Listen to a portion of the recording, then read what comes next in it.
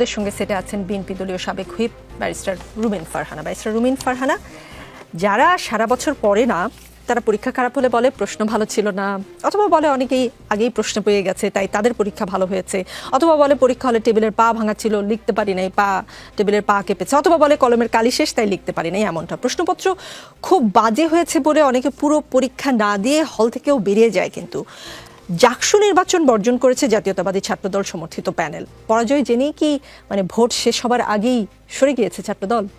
আপনাকে অসংখ্য ধন্যবাদ। আমি নিজে যেহেতু ব্যক্তিগতভাবে খুবই ভালো ছাত্রী ছিলাম, আমাকে কখনো ডান হাত বাম হাত বা অজুহাতের সাহায্য নিতে হয়নি।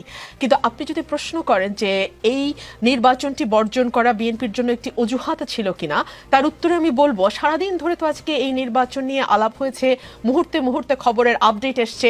আমরা দেখেছি ছাত্র দলের প্যানেল যারা ছিল তারা সংবাদ সম্মেলন করেছে, আমি আসার পথে দেখলাম যারা শিবিরের ছাত্র প্যানেল তারাও সংবাদ সম্মেলন করেছে। এর বাইরেও যারা বিভিন্ন দল থেকে হল থেকে প্রার্থী হয়েছেন তারাও বিভিন্ন সময় মিডিয়ার সঙ্গে কথা বলেছেন, এবং সম্মানিত তিনজন শিক্ষক এই নির্বাচনটিকে বর্জন করেছে, এবং তারা প্রত্যেকেই একই ধরনের কথা বলেছে। ফর এক্সাম্পল, কারচুপির কথা এসছে, আগের থেকে ব্যালট বাক্স ভরে রাখার কথা এসছে, বলা হয়েছে 299টা ভোট একটা হলে, সেই হলে 400টার ব্যালট পেপার কেন গেল, বলা হয়েছে যে ব্যালট পেপার বেশি 10 to 20% বেশি ছাপানো হয়েছে, বলা হয়েছে ভোটারদের ছবিযুক্ত তালিকা করার কথা ছিল সেটাও করা হয় নাই, যে যার মতো খুশি যখন খুশি গিয়ে ভোট দিয়ে আসতে পেরেছে। অর্থাৎ প্রার্থীরা সন্দেহ করছেন, প্যানেলগুলো সন্দেহ করছে যে যারা আসলে ভোটার নন তারাও এই নির্বাচনে ভোট দেওয়ার সুযোগ পেয়েছেন। সুতরাং সার্বিকভাবে যদি আপনি বিবেচনা করেন তাহলে কেবলমাত্র ছাত্রদল নয়, অন্যান্য যেই প্যানেল আছে তারাও কিন্তু এই ভোটটিকে স্বচ্ছ পরিচ্ছন্ন এবং প্রশাসন তার দায়িত্ব সঠিকভাবে পালন করেছে এমনটি মনে করছে না। সো সেই দিক থেকে আপনি যদি দেখেন বিএনপির এই নির্বাচন বর্জনের কারণটা কি, বিএনপি কিন্তু সেটা খুব স্পষ্টভাবে উল্লেখ করেছে। সেই কারণ গ্রহণ করা বা সেই কারণকে অজুহাত হিসেবে দেখানো সেটা একেবারেই মানুষের বিচারে। রুমিন ফারহানা, আপনি যে বললেন যে শিক্ষকরাও এই নির্বাচন নিয়ে অভিযোগ করেছেন, যে তিনজন শিক্ষক এই নির্বাচন নিয়ে অভিযোগ করেছেন তারা তিনজনই জাতীয়তাবাদী ফোরামের শিক্ষক, এবং জাহাঙ্গীরনগর বিশ্ববিদ্যালয়ের যিনি ভিসি তিনি আসলে আপনাদের বা বিএনপি ঘেঁষা হিসেবে বেশ পরিচিত। তো আপনারা সব অভিযোগ, যেটা ডাকসু থেকে খানিকটা কিঞ্চিত অভিযোগ ছিল যে ডাকসুর ঢাকা বিশ্ববিদ্যালয়ের যিনি ভিসি তিনি জামাত ঘেঁষা ভিসি, সেই কারণে ওরকম হয়েছে। কিন্তু জাহাঙ্গীরনগরে তো বিএনপি ঘেঁষা ভিসি, তারপরেও আসলে আপনারা নিয়ন্ত্রণ করতে পারলেন না, এত অভিযোগ আপনাদের। দেখুন, অভিযোগ কেবলমাত্র আমাদের নয়, অভিযোগ কিন্তু একসঙ্গে যেমন বিভিন্ন প্যানেল যারা নির্বাচনে অংশ নিয়েছে তাদের কাছ থেকে যেমন অভিযোগ পেয়েছি, আমরা শিক্ষকদের কাছ থেকে অভিযোগ পেয়েছি। একটা বিশ্ববিদ্যালয়ের ভিসি কোন মতাদর্শের সেটার উপরেই যদি পুরোপুরি নির্ভর করত নির্বাচন, তাহলে আসলে নির্বাচনে কারচুপি হওয়া কিংবা নির্বাচনে ব্যালট পেপার বেশি করে ছাপানো কিংবা ভোটারদের ছবিযুক্ত তালিকা না দেয়া, কিংবা ধরুন কেউ কেউ বলছে যে অমোচনীয় কালি, সেই কালিটিও নাকি মুছে যাচ্ছিল, অর্থাৎ যে যত খুশি তত ভোট দিতে পারছিল। এই বিষয়গুলোকে আমার মনে হয় পাল্টাপাল্টি অভিযোগের বিষয় না করে বিশ্ববিদ্যালয়ের প্রশাসনের উচিত হবে যে অভিযোগগুলো এসছে সেগুলো খতিয়ে দেখা, এবং নির্বাচনে সত্যি সত্যি যদি কোনো রকম কোনো কারচুপি 9-6 হয়ে থাকে তাহলে সেই নির্বাচনটিকে আসলে গ্রহণ না করা, পুনর্বিবেচনা করতে এক ধরনের অনুরোধ এসেছে। শিশির মনির, বামপন্থীদের সম্প্রীতি ঐক্য প্যানেল অভিযোগ করেছে জাকসু নির্বাচনে কারসাজি করে ছাত্র শিবিরকে বিজয়ী করতে প্রশাসন চেষ্টা করেছে। প্যানেলের এজিএস প্রার্থী নূরে তামিম স্রোত অভিযোগটি করেছেন। বাগছাস সমর্থিত প্যানেলের ভিপি প্রার্থী আরিফুজ্জামান উজ্জ্বল বলেছেন, যত সময় গড়িয়েছে বিভিন্ন কেন্দ্রে কিছুটা অনিয়ম দুর্নীতি দেখেছি। এছাড়া সংসপ্তক পর্ষদ, স্বতন্ত্র অঙ্গীকার পরিষদও অভিযোগ তুলেছে। আর ছাত্রদল তো জামায়াত নেতার সরবরাহ করা ওএমআর মেশিন সহ আরও বেশ কিছু অভিযোগে নির্বাচনটাই বর্জন করেছে। বিএনপির ভাইস চেয়ারম্যান আলতাফ হোসেন চৌধুরী বেশ কিছুদিন আগে একটা কথা বলেছিলেন যে আমরা লঞ্চঘাট বাস স্ট্যান্ড দখল করি আর জামাত দখল করে বিশ্ববিদ্যালয় দখল করার ফল কি আপনারা অলরেডি ভোগ করতে শুরু করেছেন? রেটরিক, কবিতা, নাটক, গান, কত কথাই তো বলা যাবে। তো এগুলো ছাত্র সংসদের নির্বাচন অনুষ্ঠিত হতে যাচ্ছে। গতকালকেই তো পরশুদিন হলো ঢাকা বিশ্ববিদ্যালয়ের নির্বাচন, সেখানে তো এই ধরনের অভিযোগ করা হয়েছে, লাভ তো হয়নি। কোথায় 14,000 ভোট আর কোথায় 5,000 ভোট। তো 4টার সময় ভোট বর্জন করেছে, আমি পত্রিকা দেখে আসলাম, অনলাইনে দেখে আসলাম, আর এখন আস্তে আস্তে দেখতে পারি নাই কারণ মোবাইলটা অফ ছিল। তো ফলে আমার মনে হয় আসলে যেটা হয়েছে কি জানেন, সবগুলো বিশ্ববিদ্যালয়ের ক্যাম্পাসে, পাবলিক বিশ্ববিদ্যালয়ের ক্যাম্পাসে আমি পরামর্শ দিব ছাত্রদলকে, আমার আপাকেও পরামর্শ দিব, ছাত্রদলকে ছাত্র ওরিয়েন্টেড করে সাজাতে হবে। এবং ছাত্র ওরিয়েন্টেড করে সাজাতে গেলে একটা ইন্ডিপেন্ডেন্ট কর্মসূচি লাগবে এবং অন্যের দুর্বলতার উপর নির্ভর করলে কাজ হবে না, নিজের সবলতার উপর দাঁড়াতে হবে। এবং বিশ্ববিদ্যালয়ের আমি এই মামলাটা করেছি, এটা কিন্তু সুপ্রিম কোর্টে গিয়েছিল, জাকসুর মামলা, এবং সেখানে মামলা করে একজন প্রার্থীর অনিয়মিত ছাত্র, তাকে হাইকোর্ট এলাও করেছিল, আমরা সুপ্রিম কোর্টে গিয়ে সে তার এলাওটাকে আবার স্টে করেছি।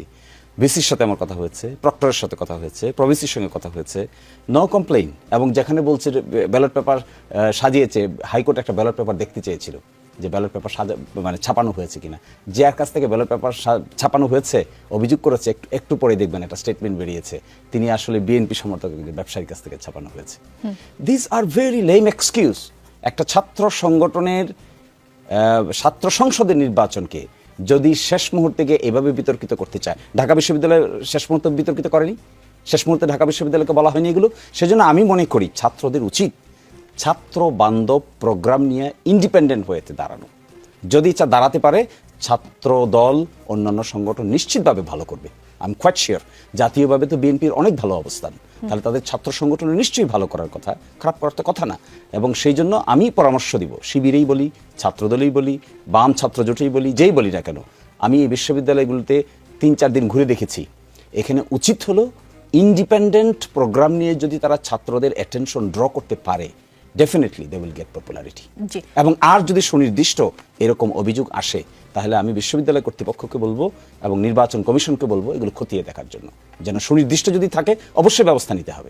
জি, ব্যারিস্টার রুমিন ফারহানা, শুনেছেন নিশ্চয়ই বিএনপি সমর্থিত একজনই আসলে এই ব্যালটগুলো ছাপিয়েছে। কাজে যে অভিযোগটি করেছে ছাত্রদল প্রার্থীরা, সেটিও আসলে তারা যাচাই বাছাই করে করেছে কিনা সেটা নিশ্চয়ই আপনারা দল থেকে প্রশ্ন তুলবেন। ছাত্রদল হেরেছে চাঁদাবাজি উগ্রতার কাছে। ছাত্রদলের টাইমিংও ভালো ছিল না, ডাকসুর কথা বলছি। তারা প্যানেল দিতে দেরি করেছে, তাদের উগ্রতার প্রমাণ মিলে তারা ভিসিকে যেভাবে ধমক দিয়েছে, টেবিল চাপড়ে, সেখান থেকে শিবির শিক্ষার্থীদের পালস বুঝেছে। ছাত্রদল ব্যস্ত ছিল টেম্পু স্ট্যান্ড দখল নিয়ে। বিভিন্ন জনের মতামতকে নিয়ে একসাথে করেছে। একসাথে করে এই যে মন্তব্যগুলো, এগুলোর সাথে কোনো দ্বিমত আছে ব্যারিস্টার রুমিন ফারহানা? আমি যদি আরেকটু ব্রডার পার্সপেক্টিভে বিষয়টি আলোচনা করি, আমাদের রাজনীতির ধরন কিন্তু পাল্টে গেছে। আপনি যদি নেপালের দিকে তাকান, আপনি যদি কিছুদিন আগে শ্রীলঙ্কায় যেটা ঘটে গেল সেদিকে তাকান, ইন্দোনেশিয়ায় যেটা ঘটবো করেও ঘটলো না কিন্তু ঘটার পথে যাচ্ছিল সেদিকে তাকান, এবং সর্বোপরি আপনি যদি বাংলাদেশের দিকে তাকান, রাজনীতিতে একটা বিরাট প্যারাডাইম শিফটিং হয়েছে। রাজনৈতিক দলগুলো যদি এই শিফটিংটার পালস ধরতে না পারে, তাহলে আপনি ছাত্র সংসদ নির্বাচন বলেন, আপনি স্থানীয় সরকার নির্বাচন বলেন, কিংবা আপনি জাতীয় নির্বাচন বলেন, সার্টেনলি এই নির্বাচনগুলোতে রাজনৈতিক দলগুলোকে কিংবা তাদের সমর্থিত প্যানেলগুলোকে তার মূল্য চোকাতে হবে। ফর এক্সাম্পল, আমরা এক সময় বয়ানের রাজনীতি বা বয়ানের রাজনীতি না বলে আমরা আইডেন্টিটি পলিটিক্সের জয় জয়কার দেখেছি। ধরুন বাঙালি জাতীয়তাবাদের আইডেন্টিটি, কিংবা ধর্মভিত্তিক আইডেন্টিটি, কিংবা ভাষাভিত্তিক আইডেন্টিটি। এই আইডেন্টিটি পলিটিক্স, যেটা ফর এক্সাম্পল ভারতের দিকে যদি আপনি তাকান, উগ্র ধর্মভিত্তিক যে রাজনীতি তারা করে যাচ্ছে, তাতে প্রতিদিন তাদেরকে আরেকটু উগ্র, আরো বেশি হিন্দু, আরো একটু বেশি হিন্দু, এটা প্রমাণ করতে গিয়ে তাদেরকে হেন কোনো কুকর্ম নাই যেটার আশ্রয় তাদেরকে নিতে হচ্ছে না। অন দি আদার হ্যান্ড, আপনি যদি দিল্লিতে আম আদমি পার্টির পলিটিক্সটার দিকে তাকান, তারা কিন্তু কল্যাণ ভিত্তিক রাজনীতি, জনগণের কল্যাণ ভিত্তিক রাজনীতি বা ওয়েলফেয়ার পলিটিক্সের দিকে মন দিচ্ছে।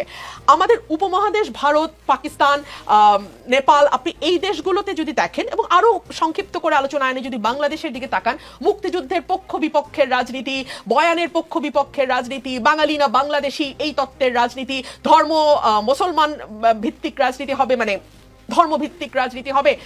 এই সব কিছু ছাপিয়ে আপনাকে যদি রাজনীতিতে টিকে থাকতে হয় এবং লম্বা রেসের ঘোড়া হয়ে টিকে থাকতে হয়, আপনাকে ওয়েলফেয়ার পলিটিক্সের বাইরে গিয়ে আপনার আর দ্বিতীয় কোনো কিছু ভাববার কোনো অবকাশ নেই। আপনি যেই মন্তব্যগুলো পড়ছিলেন, সেই মন্তব্যগুলো প্রথম আলোতে সম্ভবত গতকালকে এসছে। না, আমি অনেক জায়গায় প্রথম আলো একটা কম্পাইলেশন তৈরি করেছে যে বিভিন্ন জন কিভাবে দেখছে এই ডাকসু নির্বাচনকে। সেখানে অনেকগুলো বিষয় উঠে এসছে। ছাত্র শিবির গত 15 বছর ধরে ছাত্রলীগের ভেতরে ঢুকে গিয়ে বিশ্ববিদ্যালয়ে তাদের কর্মকাণ্ডগুলো চালু রেখেছে, 1। 2 হচ্ছে ছাত্র শিবির বা জামাত, যেটাই আপনি বলেন না কেন, তারা অনেক বেশি সুসংগঠিত এবং ক্যাডার ভিত্তিক একটি সংগঠন। আপনি ছাত্র শিবির বা জামাতে ইসলামের প্রতিটি কর্মী, প্রতিটি নেতা, প্রতিটি সমর্থক, প্রতিটি সাথী, প্রত্যেকে দলের মানে একেবারে ফোরামের বাইরে, একদম four corner of the party যে রুলস এন্ড রেগুলেশনস, তার বাইরে তারা কখনোই যাবে না, কোনো রকমেই তারা ভোট দেবে না, তাদেরকে আপনি কোনো কিছু দিয়েই আপনি তাদের ভোটকে কেটে অন্যদিকে নিতে পারবেন না।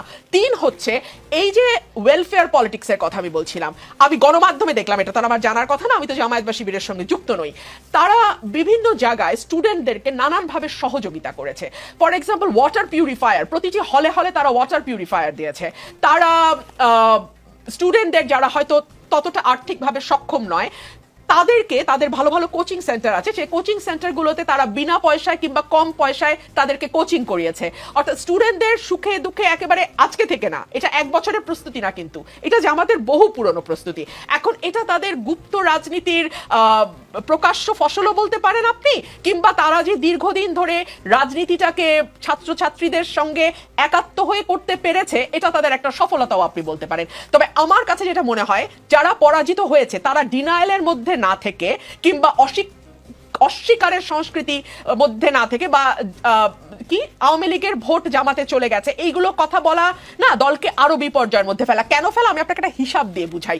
ধরুন ডাকসু নির্বাচনে ছাত্র দলের ভিপি প্রার্থী পেয়েছে 5,000 বা 6,000 ভোট, হ্যাঁ, আর শিবিরের প্রার্থী পেয়েছে 14,000 ভোট, এখানে 9,000 ভোটের একটা গ্যাপ আছে। তো তাইলে কি আপনি স্বীকার করছেন যে এই 9,000 ভোট ছাত্রলীগের ভোট?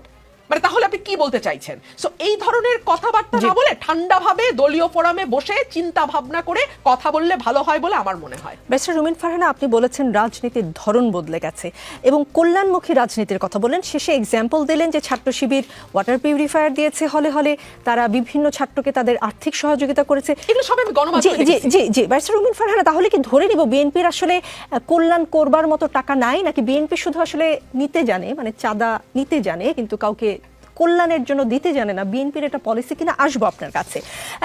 শিশির মনির, আজ সকালে ডাকসু নির্বাচনে জয়ী ছাত্র শিবির সমর্থিত প্যানেলের নেতারা প্রথমে রাজধানীর রায়ের বাজারে জুলাই গণ অভ্যুত্থানে শহীদদের কবরস্থানে গিয়ে দোয়া মোনাজাত করেন।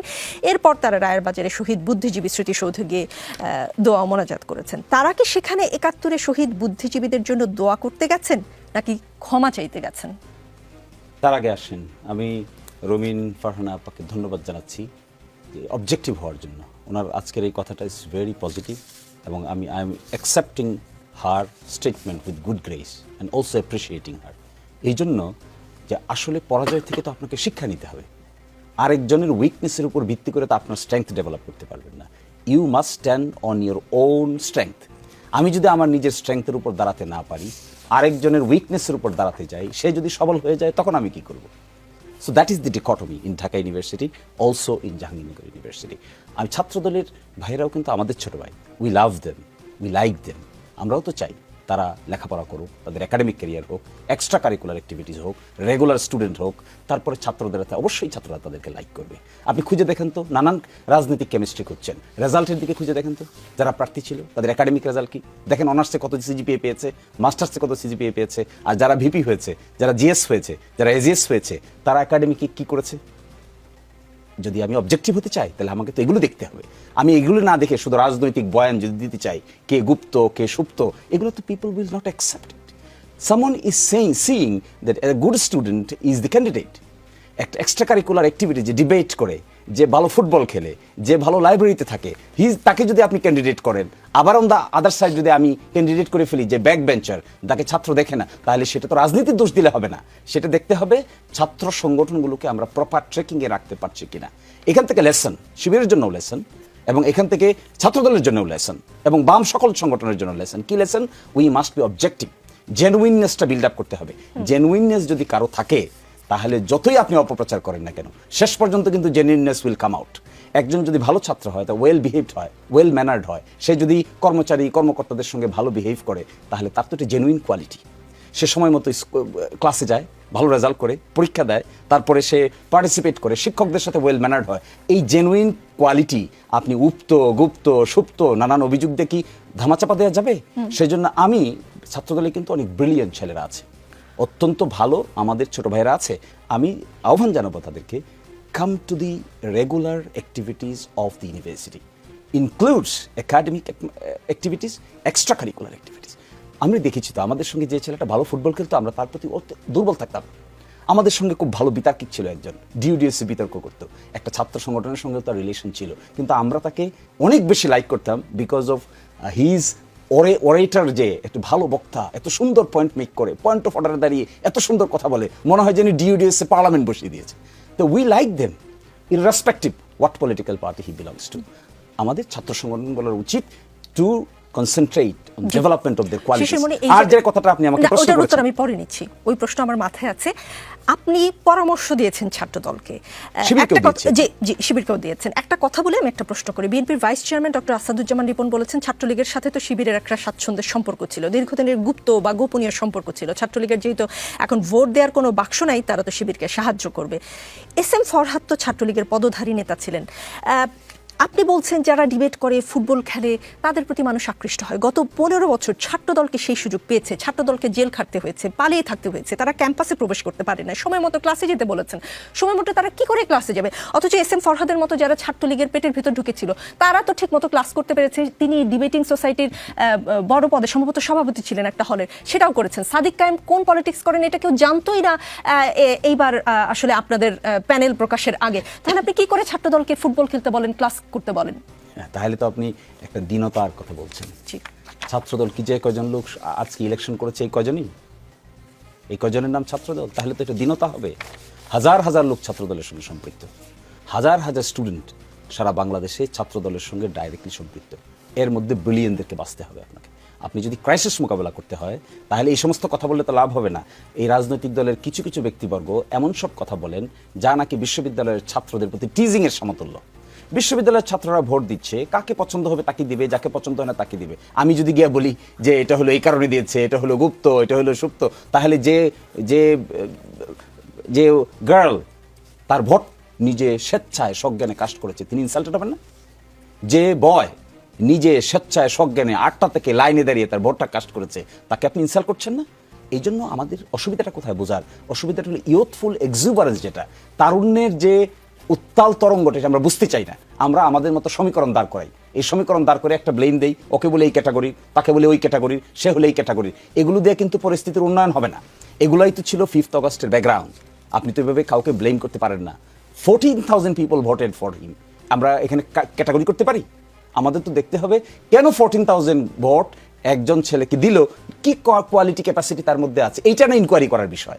এটা যদি আমরা ইনকোয়ারি না করে কোন ভোটার তাকে কি কারণে ভোট দিল তাদেরকে ব্লেম করি, will B a democratic atmosphere? এটাকে আমি ডেমোক্রেটিক অ্যাটমসফিয়ার বলতে পারবো? শিবির করে ধরেন 500 লোক, 1000 লোক, ছাত্রদল করে না 1000 2000 লোক। শিবিরের মধ্যে যদি 10টা লোক ব্রিলিয়েন্ট থাকে, ছাত্রদলের মধ্যে 20টা লোক ব্রিলিয়েন্ট থাকবে না? অবশ্যই থাকবে, থাকবে না কেন? এবং তারা তো বিশ্ববিদ্যালয়ে কম্পিটিটিভ পরীক্ষায় তারা এখানে জয়েন করেছে। আমাদের সঙ্গে ভালো ভালো ছেলেরা ছাত্রদল করেছে, আমরা শিবির করতাম, তারা ছাত্রদল করতো, অনেক ব্রিলিয়েন্ট লোকেরা ছিল। তাদেরকে আমরা নেতৃত্বে তুলে আনতে পারবো না? এখন আছে না? নিশ্চয়ই অ্যাপ্লাইড কেমিস্ট্রি ডিপার্টমেন্টে আছে, নিশ্চয়ই ফিজিক্স ডিপার্টমেন্টে আছে, নিশ্চয়ই আপনি খুঁজে দেখবেন ইংরেজি, ল এবং ইকোনমিক্স ডিপার্টমেন্টে আছে। Pick them. ব্রিলিয়েন্সির রাজনীতিটা করতে হবে, ব্লেমেন না, তাহলে ইউ উইল লুজ। শিশিরমণি, সেই প্রশ্নটা মনে আছে আমার, তারা কি সেখানে 71 শহীদ বুদ্ধিজীবীদের জন্য দোয়া করতে গিয়েছিল না ক্ষমা চাইতে গিয়েছিল? আপনার এই প্রশ্নটা কিছুটা হাস্যকর এবং কিছুটা মনে হচ্ছে অপ্রাসঙ্গিক। আপনি হাস্যকরভাবেই উত্তর, আমি হাস্যকরভাবে উত্তর দিব। আপনার এই প্রশ্নটার খুব প্রাসঙ্গিকতা আছে বলে মনে হয় না। ডাকসু নির্বাচনে তারা ইলেক্টেড হয়েছে, তারা জুলাই এদের কবর জিয়ারত করতে গিয়েছে, শহীদ বুদ্ধিজীবীদের কবর জিয়ারত করতে গিয়েছে। সেটা কি পাশে ছিল বলে, মানে না হলে যেত না, এরকম কিছু? এখন আপনি এটাকে কিভাবে ইন্টারপ্রিট করবেন? ধরেন একটা, আমি আপনার কাছেই জানতে ধরেন একটা গ্লাস, চাচ্ছি। একটা গ্লাসে অর্ধেক পানি আছে আর অর্ধেক খালি আছে। আপনি দেখছেন অর্ধেক খালি আছে, আমি তো দেখছি অর্ধেক ভরা আছে। আমি কিছুই দেখছি এটা না, আমি দৃষ্টিভঙ্গির প্রশ্ন বিষয়। করেছি। এই যে প্রশ্নটা করেছেন, এটা হলো আপনার দৃষ্টিভঙ্গির বহিঃপ্রকাশ ঘটেছে। এখানে আছে বলে যেত না, এখানে আসে বলে যেত। Is it a fallacy? Can it be argued? What should be the argument? Argument should be তারা ইয়াং টকবগে ছাত্র, ঢাকা বিশ্ববিদ্যালয়ের অধিকাংশের ভোটে ইলেক্টেড হয়ে যাওয়ার পরে দে পেইড দেয়ার অ্যাটেনশন বুদ্ধিজীবী কবরস্থানে, দে পেইড দেয়ার অ্যাটেনশন। এটা তো আমাদের আপনাদের এই ধরনের কোয়েশ্চেন করার চাইতে we should appreciate it, because they have taken a very positive, innovative, creative initiative. তাহলে কি 71 নিয়ে শিবিরের বা জামায়াতের পলিসিতে কোনো পরিবর্তন হয়েছে? শিবির আপনার চোখের সামনে কি করছে দেখেন না? আপনার এবার ইনক্লুসিভ কি প্যানেল দিয়েছে তারা? ঢাকা বিশ্ববিদ্যালয় ইনক্লুসিভ প্যানেল দেয়নি তারা? ঢাকা বিশ্ববিদ্যালয় অনেকেই বলছেন যে শিবিরের জয়ের পিছনে this is one of the reason. আমি অনলাইনে একটা অ্যানালাইসিস দেখেছি। সেই অ্যানালাইসিসটা কি? একজন বলেছেন যে তারা তাদের প্যানেলে নারীদেরকে নিয়েছেন, তারা তাদের প্যানেলে আরও মাইনরিটি কমিউনিটির লোকদেরকে নিয়েছেন, তারা inclusive, positive, creative atmosphere create করার চেষ্টা করছেন। আমি আপনি এটাকে বিভিন্ন অ্যাঙ্গেলে দেখতে পারি, but I find this approach is a positive, innovative and inclusive approach. Students should behave like this. এখন তারা ডাকসুতে এসেছে, এখন দেখতে হবে বাকি 1 বছর কি ধরনের অ্যাটমসফিয়ার তারা ক্রিয়েট করে, কি ধরনের প্রোগ্রাম তারা নেয়, যারা হেরেছে জিততে পারে নাই তাদের প্রতি কি অ্যাটিটিউড তাদের হয়, তাদেরকে কিভাবে তারা ইনক্লুড করেন, এখানে নারীদের সঙ্গে কি ধরনের ব্যবহার করেন, শিক্ষকদের সঙ্গে কি ধরনের ব্যবহার করেন, বসগিরি করেন নাকি ফ্রেন্ডশিপ করেন, that will determine their fate. আমাদের এখন উচিত তাদেরকে ইন্সপায়ার করা to behave like a student, not like a boss. আমি কিন্তু আসলে আমার মনে হয় না আমি সরাসরি প্রশ্ন উত্তর পেয়েছি। আমি সরাসরি প্রশ্নটা করে ব্যারিস্টার রুমিন ফারহানার কাছে গিয়ে আমি উত্তর নিব। 71-এর ভূমিকার জন্য ঘুরিয়ে পেঁচিয়ে নয়, যদি কিন্তু দিয়ে নয় সরাসরি সরি বলবেন কিনা, এবার সেই পলিসিতে পরিবর্তন এসেছে কিনা। আমি আসছি আপনার কাছে। ব্যারিস্টার রুমিন ফারহানা, মেধাবীরা ছাত্র দলে পছন্দ করে না, তাহলে মেধাবীরা নাই কেন ছাত্র দলে? ডাকসুতে ছাত্রীরা ভোট দিয়েছে শিবিরের প্যানেলকে, ছাত্রী হলগুলোর ভোট দেখলে বোঝা যায় ছাত্রীদের কেনই আস্থা শিবিরের প্রতি, ছাত্র দলের প্রতি আস্থা নেই তাহলে ছাত্রীদের? দেখুন, ডাকসু নির্বাচনটা আমার মনে হয় পুরো বাংলাদেশের রাজনীতির জন্য একটা বিরাট ওয়েক আপ কল। এটা ওয়েক আপ কল এই কারণেই যে দীর্ঘদিন আমাদের রাজনীতির ময়দানে একটা বয়ানের খুব শক্ত আধিপত্য ছিল যে ঢাকা বিশ্ববিদ্যালয় এমন একটি উদারপন্থী এবং এমন একটি অসাম্প্রদায়িক মুক্তমনা অঙ্গন, যেই অঙ্গন কখনো শিবির বা জামায়াতের মতন সংগঠনকে মেনে নেবে না। কিন্তু এই ন্যারেটিভটাকে দুমড়ে মুচড়ে দিয়ে জামায়াতের প্যানেল, শিবিরের প্যানেল ল্যান্ডস্লাইড ভিক্টরি পেয়েছে। সো আমার মনে হয় বাংলাদেশের রাজনীতিতে it's a big wake up call, এবং এটা একটা চমৎকার টেস্ট কেস হতে পারে, যেটা নিয়ে পলিটিক্স যারা করেন, পলিটিক্যাল অ্যানালিসিস যারা করেন, পলিটিক্স নিয়ে যারা ভাবেন, চিন্তা করেন, বয়ান তৈরি করেন এবং তার মতো করে বিশ্লেষণ করেন, তাদের কিন্তু একটা বিশ্লেষণের ক্ষেত্র আছে। দেখুন, নারীদের ব্যাপারে জামাতের অবস্থান কিন্তু স্পষ্ট নয়। আমরা কিন্তু এখনো খুব স্পষ্ট নই যে নারীদের ব্যাপারে জামাতের কি অবস্থান। আমার ভাই এখানে উপস্থিত আছেন, উনি যদি আমাকে স্পষ্ট করেন বা ওনার আজকে অনুষ্ঠানের মাধ্যমে মানুষকে স্পষ্ট করেন, আমি খুশি হব। আমরা স্পষ্ট নই, কিন্তু সেইখানে আমরা দেখলাম যে রোকেয়া হল থেকে শুরু করে নারী ভোটার যারা আছেন তারা কিন্তু শিবিরকে ভোট দিলেন। কেন এই ভোটটা দিলেন? আমি যেটা গণমাধ্যমের মাধ্যমে জানলাম সেটি হচ্ছে যে ছাত্রী সংস্থা, তাদের যে ছাত্রী সংস্থা আছে, তাদের যে নারী সংস্থাটা আছে, তারা একেবারে হলে হলে গিয়ে আমাদের স্টুডেন্টদের সঙ্গে 1-to-1 একটা কমিউনিকেশন তৈরি করেছে, তাদেরকে আশ্বস্ত করেছে, তাদেরকে বুঝিয়েছে। অর্থাৎ তারা তাদের ভোটের মাঠে জয়লাভের জন্য যা যা করা দরকার সেটা তারা করেছে। এটা গণমাধ্যমের রিপোর্ট। সো এটা যদি হয়ে থাকে তাহলে আমাদের একটা জিনিস বুঝতে হবে যে রাজপথে আমরা যতই স্লোগান দিয়ে লম্বা মিছিল করি না কেন, 1-to-1 কানেকশন বা কমিউনিকেশন ভোটের মাঠে ভীষণ জরুরি। সেই কারণে আমি কিন্তু আমার এলাকাতে যখন ভোটের আলাপ হচ্ছে, আমি কিন্তু বড় বড় সমাবেশ করছি, আপনারা নিশ্চয়ই লক্ষ্য করছেন। একই সঙ্গে আমি আবার প্রতি সপ্তাহে বাজারগুলাতে যাচ্ছি, বাজারগুলাতে গিয়ে চা খাচ্ছি এবং দেখছি যে সাধারণ মানুষ কি বলতে চায়, সাধারণ মানুষ তাদের সমস্যার কথা আমাকে খুলে বলছে। আমি কি করছি, বাড়িতে চলে যাচ্ছি। বাড়িতে চলে গেলে মা বোন যারা হয়তো জনসভায় আসছে না, মিছিলে যাচ্ছে না, বাজারে চা খেতে দাঁড়াচ্ছে না, তারা কিন্তু আবার তাদের বাড়ির উঠানে বসে আমাকে বলছে, মাগো গ্যাসটা যদি না হয়, ব্রাহ্মণবাড়িয়ার গ্যাস ছাড়া বাংলাদেশে যায়। অর্থাৎ তাদের রান্নাঘরের সমস্যাটা কিন্তু আমি জেনে যাচ্ছি। সো এই যে 1-to-1 people to people connection, it is very important. 1, 2 হচ্ছে এই সময়টা স্মার্ট পলিটিক্সের যুগ। আপনাকে স্মার্ট পিপল আনতে হবে, আপনাকে স্মার্ট পিপল দিয়ে সাজাতে হবে, আপনাকে স্মার্ট পিপল দিয়ে পলিটিক্স করতে হবে। আমাকে একটু সময় দিতে হবে। আর শিশির মনির যে কথাটি বললেন আমার ভাই, আমি ওনার সঙ্গে একমত, কারণ ওনার আগে এটা লিখে রেখেছিলাম, দেখলাম উনিও বলছেন পলিটিক্সে মেরিটোক্রেসি, তার কোনো মানে এটার আর কোনো অল্টারনেটিভ হতে পারে না। পলিটিক্সে আপনাকে মেরিটোক্রেসি আনতে হবে। যদি আপনার কাছে পলিটিক্সের অর্থ হয়ে থাকে, আমি এটা যে কোনো দলের ব্যাপারই বলছি, এটা আমি কোনো বিশেষ দল না, আমি জামাতকেও বলছি, আমি বিএনপিকে বলছি, আমি আওয়ামী লীগকে বলছি, আমি অ্যাজ আ হোল বলছি। আপনার যদি লক্ষ্য হয়ে থাকে যে বস্তি থেকে উঠে এসে আপনি বিলিয়নিয়ার হবেন, অর্থাৎ স্লামডগ মিলিয়নিয়ার, এইটার পলিটিক্স এখন বাংলাদেশে আর সম্ভবত খাটবে না। এবং এই যে বিশ্ববিদ্যালয়ে একটা চমক হলো, এই চমকটা বাংলাদেশের প্রতিটা পলিটিক্যাল পার্টির জন্য is a big wake up call. যে আপনি যদি পিপল টু পিপল কানেকশন তৈরি করতে পারেন, আপনি যদি মেরিটোক্রেসিকে প্রাধান্য দেন, আপনি যদি মানে উত্তর দক্ষিণ বা অমুক ভাই তমুক ভাই, তুমি আমার আমি তোমার, এই পলিটিক্সের বাইরে গিয়ে যদি আপনি আর একটু ব্রডার পার্সপেক্টিভে পলিটিক্সটাকে দেখতে না পারেন, আপনি যদি বয়ানের পরিবর্তে পাল্টা বয়ান তৈরি করতে না পারেন, এবং যারা আপনার বয়ান তৈরি করে দিচ্ছে তাদেরকে দলে যথাযথ মূল্যায়ন করতে না পারেন, তাহলে এই ভরাডুবি জাস্ট শুরুই হলো। আরেকটা প্রশ্ন করে আমি যাব বিরতিতে। দুটি মুক্তিযুদ্ধ বিষয়ক দুটি প্রশ্নের উত্তরে নিব। ব্যারিস্টার রুমিন ফারহানা, ডাকসুর মুক্তিযুদ্ধ বিষয়ক সম্পাদক পদটাও কিন্তু শিবির সমর্থিত জোটের ঘরে, কেমন করে কিভাবে? কারণ এটি নিয়ে আসলে ডাকসু নির্বাচনের আগে আপনারা এক ধরনের বয়ান তৈরি করার, আপনারা মানে আমি ছাত্র দলের কথা বলছি, এক ধরনের বয়ান তৈরি করার চেষ্টা করেছিলেন। এখানে চন্দ্রদীপ নামে একজনের একটি মন্তব্য পড়ে শোনাতে চাই। একবার ভাবুন তো, ডাকসু নির্বাচনে একটা পদ তৈরি করা হলো, জুলাই অভ্যুত্থান বিষয়ক সম্পাদক, সেই পদে কোনো একদিন নির্বাচিত হলো ছাত্রলীগ, কেমন হবে বিষয়টা? বিরতি নিন, ফিরছি একটু পরেই।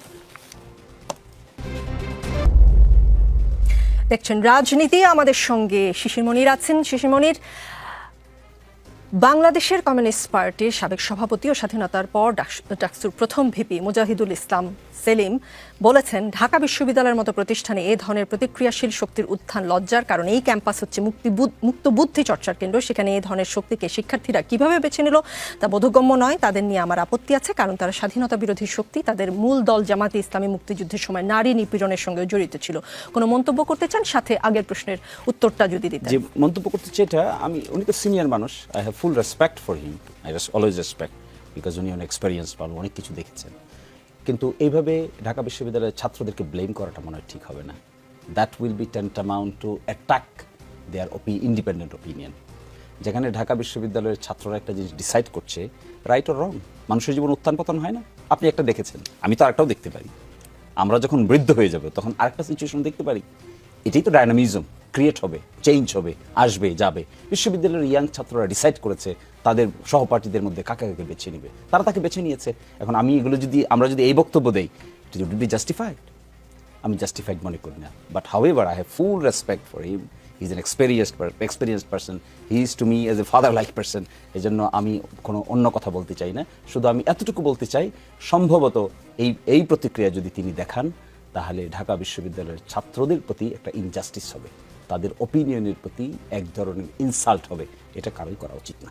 জি, আগের প্রশ্নের উত্তর কোনটার কথা বলছেন? জি, আমি বলেছি যে আপনারা যদি কিন্তু হয়তো ঘুরিয়ে পেঁচিয়ে ছাড়া ৭১-এর ভূমিকার জন্য ফর্মালি সরি বলবেন কিনা। দেখুন, আমরা এটা ফুললি মনে করি, এখন যে প্রজন্ম জামাত শিবির করছে, এদের সঙ্গে ৭১-এর কোনো সম্পর্ক নেই।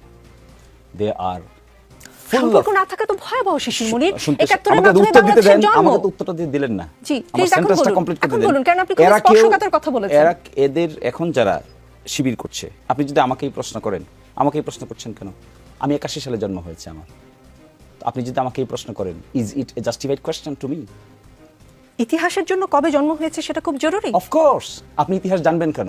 Two track you in the good track. আপনার বাবাকে দাদাকে আপনি জানবেন না? অবশ্যই জানবো, কিন্তু আপনি যে আমাকে ব্লেম করছেন, আপনি তো আমাকে বলতেছেন কোন একটা জিনিসের জন্য সরি বলতে। কি জিনিসের জন্য সরি বলতে আমাকে বলছেন? আমার জন্ম হয়েছে ৮১ সালে, why are you telling me to say sorry? তাদের আদর্শ আপনি বিশ্বাসী, ৭১-এ যারা ছিলেন তাদের সেই আদর্শই তো আপনি বহন করছেন। This is what was the taking. বলতো তোমার বাবা রাজাকার, তুমি কি, তোমার তো জন্ম পড়ে, তাহলে তুমি কি, তুমি হলো চেতনায় রাজাকার। This narration has been widely rejected by the nation.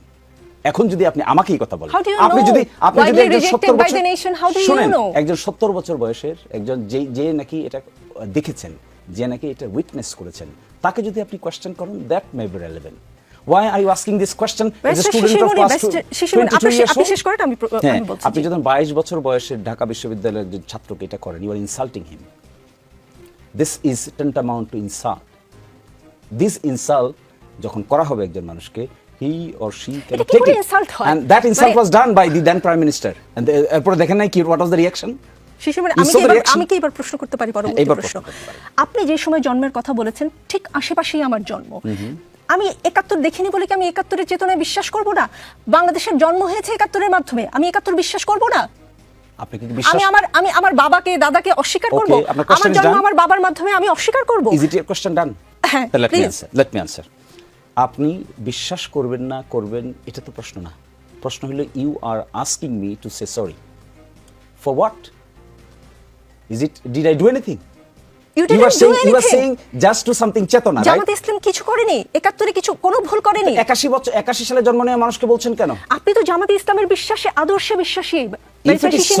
If it is so, then the answer is Jamaat Islami as of today repeatedly attempted to tell express their opinion what they did in 1971, and repeatedly, and even if it has been said repeatedly, the people like you is again asking the same questions. What would be his perception then?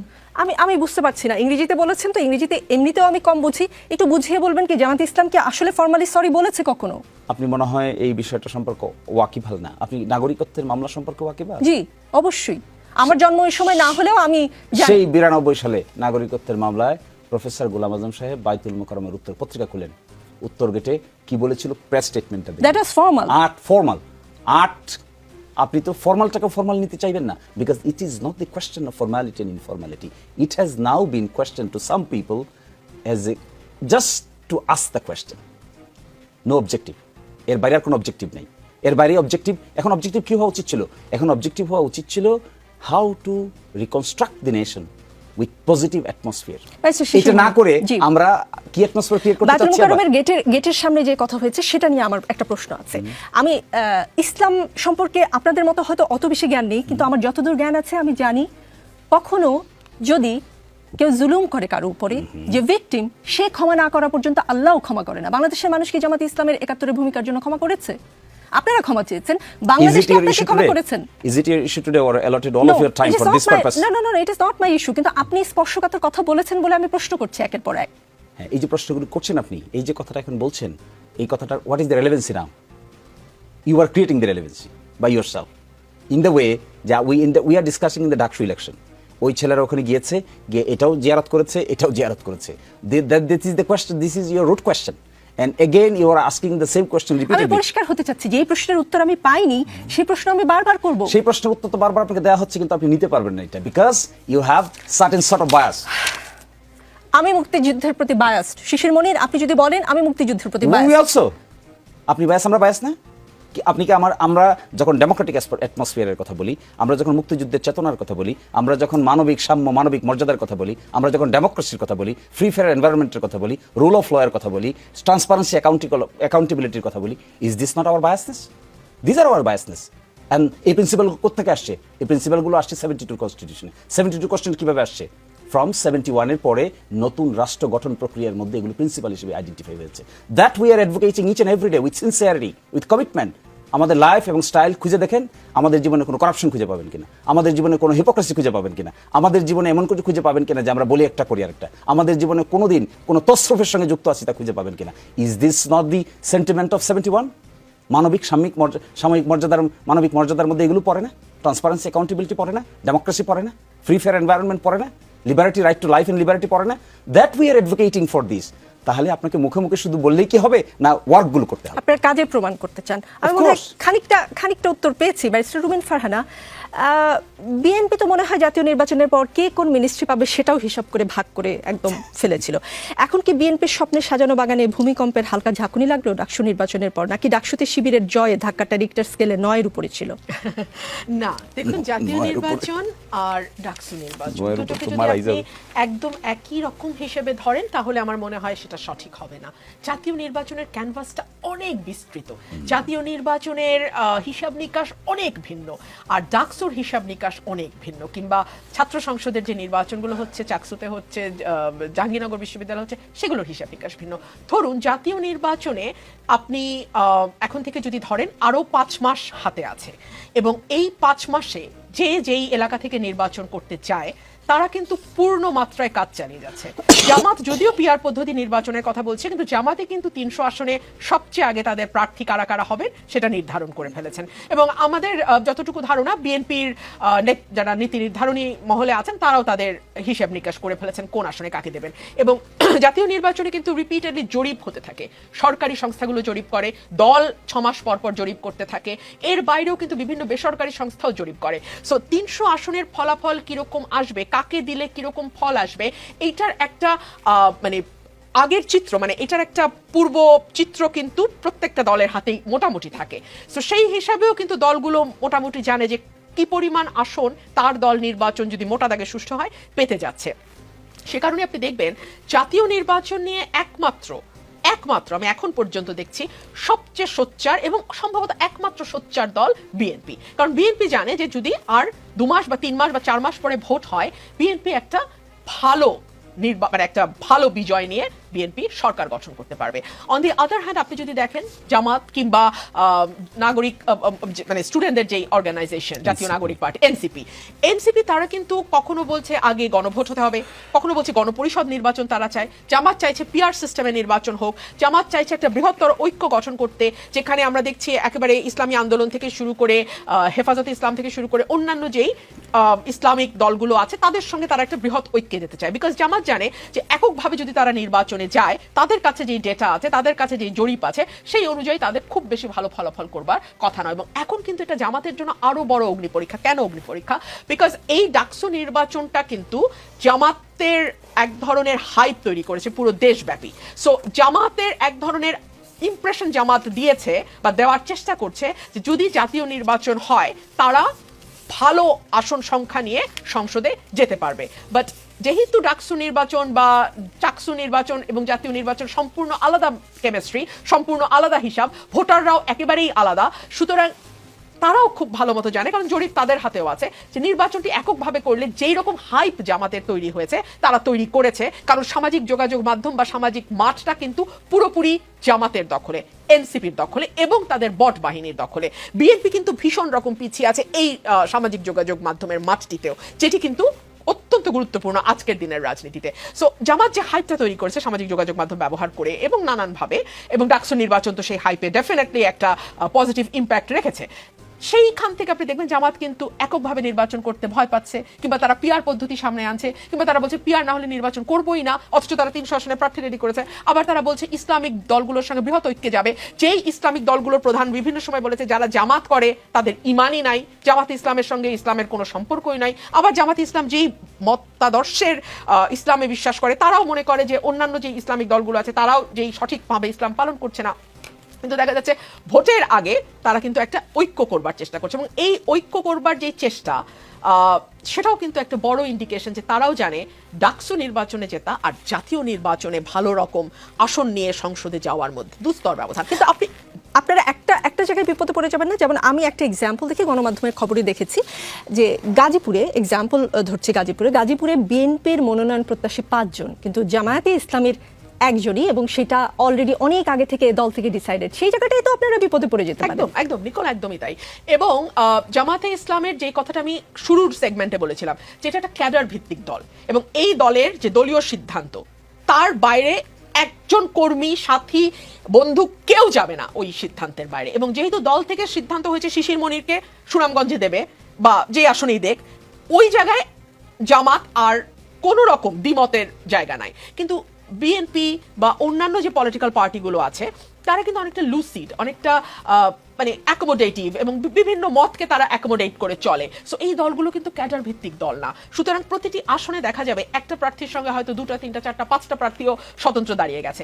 এই সমস্যা বিএনপিকে face করতে হবে, এবং এই reality মাথায় রেখেই নিশ্চয়ই বিএনপি তার ছকটা। সেক্ষেত্রে আপনারা প্রার্থী আসলে বাছাই করবেন কি করে? যোগ্যতা কি হবে?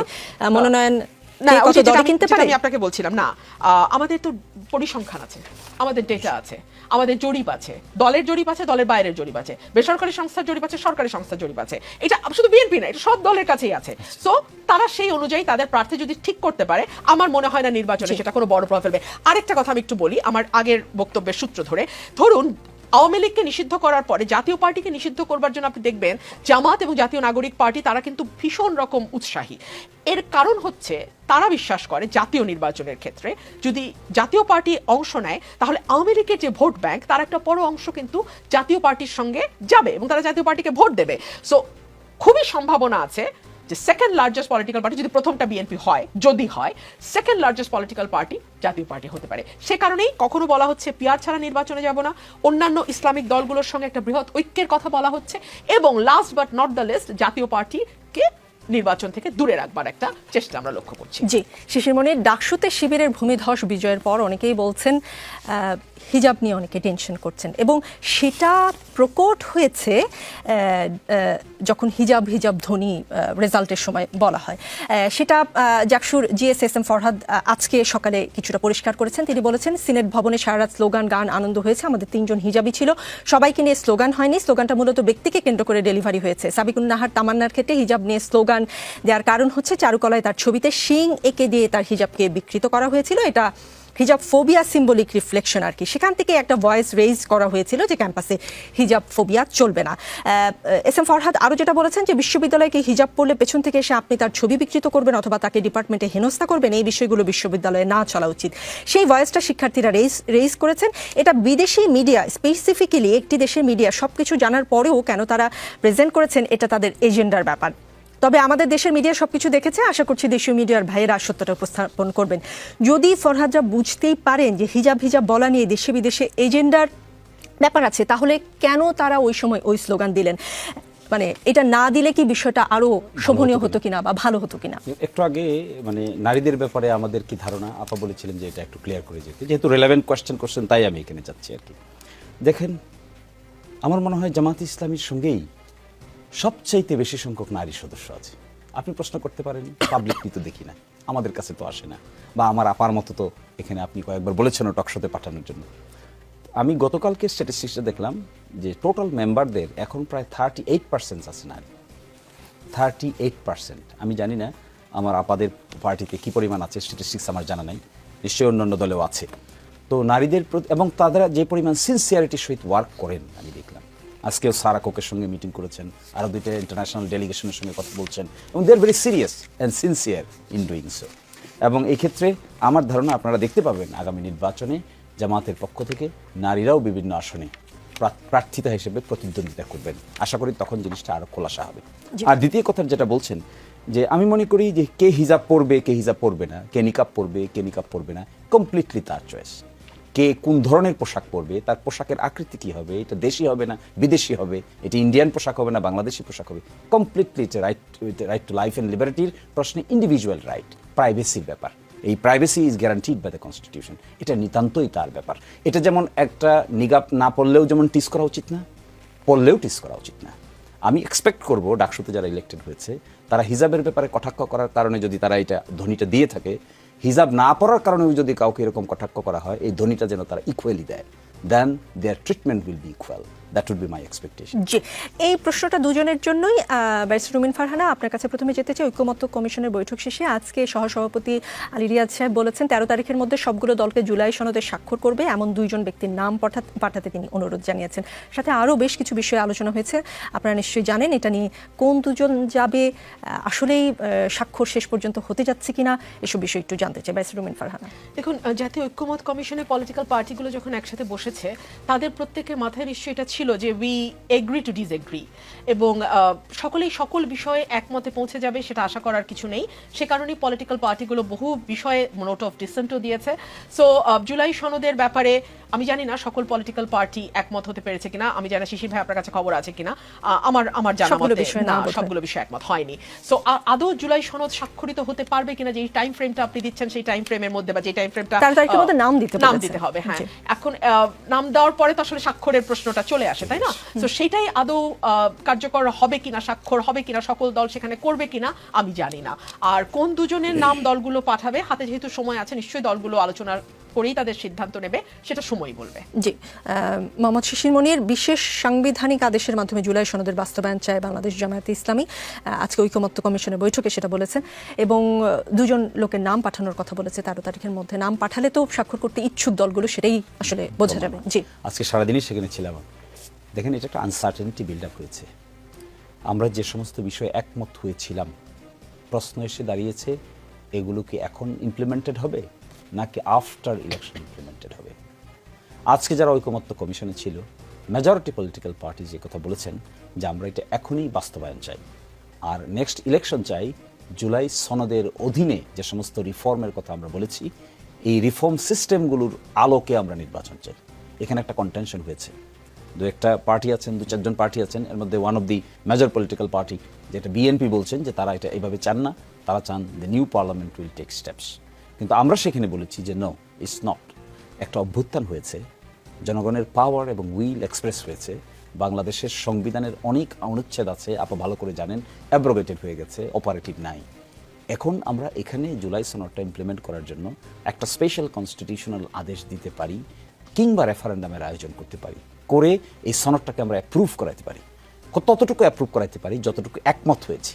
যেটা একমত হই নাই সেটা তো নট অফ ডিসেন্ট আছেই। এই একমতের জায়গাটাতে আমরা বলেছি একটা স্পেশাল কনস্টিটিউশনাল অর্ডার ও রেফারেন্ডাম করে এটাকে আমরা ইমিডিয়েটলি শেষ করে ফেলতে পারি। আর যে ফেব্রুয়ারি নির্বাচন, এটা উপযুক্ত দিনই আমরা করতে পারি। অনেকে আর্গুমেন্ট করেন যে আমরা যখন কনস্টিটিউশনাল স্পেশাল অর্ডারের কথা বলি, কেউ কেউ ব্লেম করেন যে আমরা নির্বাচন পিছিয়ে দিতে চাই। এটা কিন্তু রাইট না। আমরা কিন্তু সবসময় বলে আসছি নির্বাচন ফেব্রুয়ারি, ইভেন জানুয়ারিতে করতে আমরা রাজি আছি। আর এই ঐকমত্য কমিশনের একমত বিষয়গুলো আগামীকালকেই আমরা একটা কনস্টিটিউশনাল বিশেষ অর্ডার দিয়ে ইমপ্লিমেন্ট করে ফেলতে পারি। তাহলে তার কোনো আনসার্টেনিটি থাকছে না। জামাত, বিএনপি সহ অন্যান্য দলগুলো যদি কম্পিটিটিভ ওয়েতে ইলেকশনে চলে যায়, তাহলে তো আনসার্টেনিটি থাকে না, কনফিউশন থাকে না, তৃতীয় পক্ষের এখানে নাক গলানোর কিছু থাকে না। এই জায়গাটাতে আমি মনে করি কেউ কেউ দায়িত্বশীল ভূমিকা পালন করছেন না, না করার কারণে আনসার্টেনিটি। জি, ব্যারিস্টার রুমিন ফারহানা, আপনি কিছু আর বলতে না চাইলে আমি ক্লোজিং টানতে চাই। জি। না, আমি শুধু এটুকুই বলবো যে রাজনীতিতে একটা বিরাট পরিবর্তন এসছে এবং পলিটিক্যাল পার্টিগুলো যত দ্রুত এই পরিবর্তনের সাথে অ্যাকোমোডেট করতে পারবে ততই পলিটিক্যাল পার্টিগুলোর জন্য মঙ্গল। জি, রাজনীতিতে শেষ কথা বলে কিছু নেই, তাই চলতে থাকবে। আগামী রবিবার রাত 9টায় আবার দেখা হবে। সাথে